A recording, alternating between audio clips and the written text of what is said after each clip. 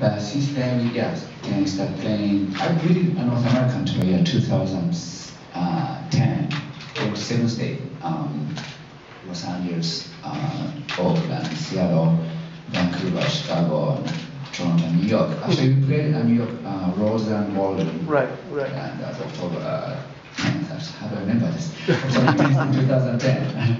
So then, yeah, 2011, actually, we went to 15 countries, like Europe and Southeast Asia.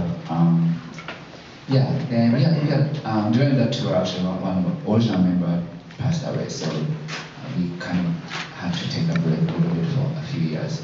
We decided to come back. Then, yes, the best place to come back was the Solar Bars in New York, and then play in Madison Square Garden. Welcome. Thank you. Thank you. I'm a reporter of Shukan. Art dramas. So actually, New York is a very, very special place because it's the first press conference held outside of Japan. I was in New York. Then, so after 22 years later, 22 years later, we performed Rose and Ballroom in 2010. But yes, Madison Square Garden is very a symbolic place for any musicians. Even though we play, let's see, Tokyo Dome. Actually, I was just at MSG. Then, for some reason, Tokyo Dome is 55,000 capacity. We played 18 times. But for some reason, Madison Square Garden looked much bigger. It's like I asked capacity, what was the capacity? Like it's about 15,000 or so. So, very interesting. Very, very excited. And then New York is a very special place for us. The Madison Square Garden is a very special place for any musician, actually. So, we're very excited about it.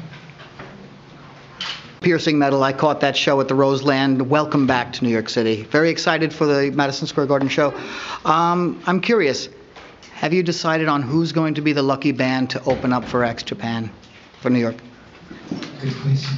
Actually, we thought about it, but our production is so complicated. Actually, this is the first time we are bringing the full set or like a full production outside of Japan. So, because we have like every single pattern you can think of. I wouldn't say, the band called Kiss times 10, but something like that. So you're basically going down the stage and everything. So because of that, we decided not to have any opening band. Because it's going to have like, enormous time of rehearsal and production, planning and everything. So, yeah. Thank you. Did you come to Roseland Ballroom? Yeah. Oh, what do you think? Excellent. My first time. I thought that was a good show too. I loved your drums. Thank you. I play piano. I have 20 interviews today. I'm very excited.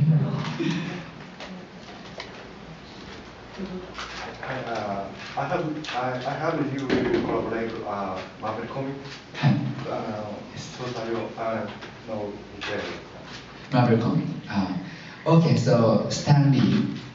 I met Stan Lee at one of my parties. I throw charity parties once in a while. I have a charity foundation called YOSHIKI Foundation America. It's a 501c3 non-profit organization.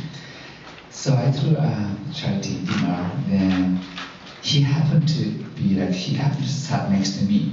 Then God, I didn't know who he was. They introduced each other, and so I said, "What do you do?" He said, "I create superheroes." That's what he did. Well, I create music. then I found out that Stan Lee, like, oh my God.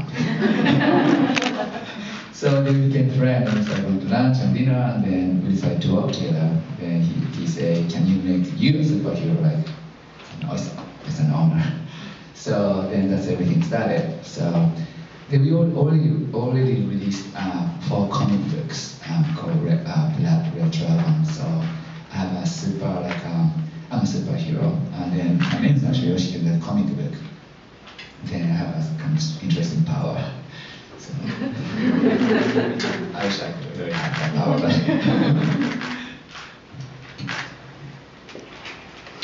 But Yoshiki, you just a moment ago, the gentleman, you said to him you want to make X Japan a household name over here. As a journalist who always reviews music, it's very hard to find X Japan releases here. Are you looking into ways that more people will get hands on your music in a part like the States? I mean, yeah, like even like in Japan. So we started like okay, so we play like really heavy song, and also there's song like ballad, like very piano vocal. So when we started touring in Japan, and before we even signed to some records, so people couldn't define our genre.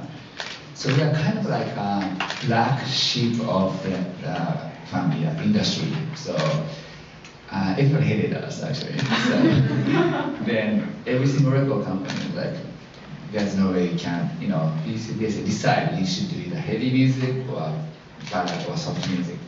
I said, I love both. I have a classical music background, I play drums pretty hard too. So we had a really hard time.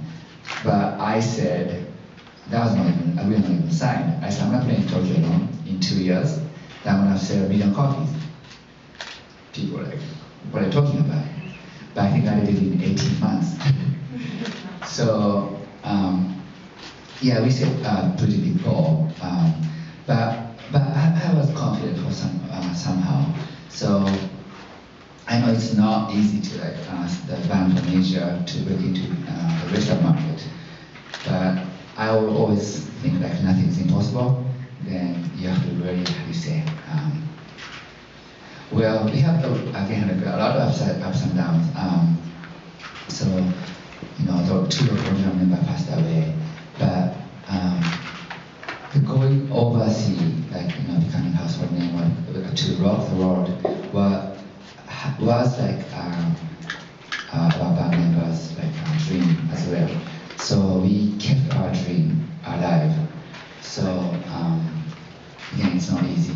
Then when I've been living in Los Angeles more than 15 years, so but I'm pretty much determined, so I'm gonna make it happen.